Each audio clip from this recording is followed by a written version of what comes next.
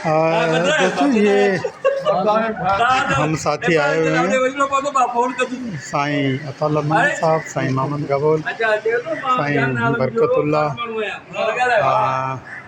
हारून राजाई, मैं अयूब शान। तो हम आज विज़िट करने आए हैं। यहाँ पर कोई बंदा है, उसने ये कार्रवाई की है और जो नीम का दरख्त था बहुत बड़ा, वो उन्होंने काट लिया है। तो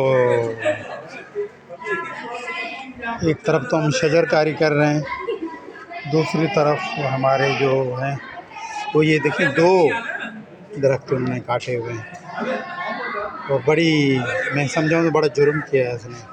ये यहाँ बहुत बड़ा नीम का दरख्त था तो ये काटा गया है, ये आप देख सकते हैं। अब ये पता नहीं चलता कि कन्फर्म जिस बंदे पर शक है उसी ने काटा है या जो है वो किसी और ने काटा है। तो ये देख लें,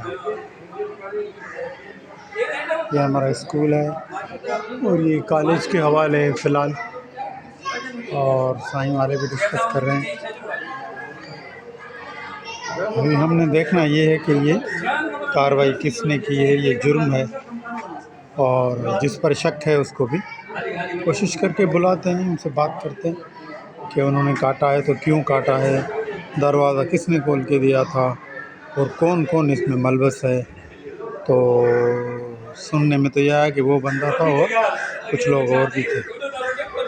तो ये है, देखते हैं कुछ सूरत हाल क्या बनती है। शुक्रिया।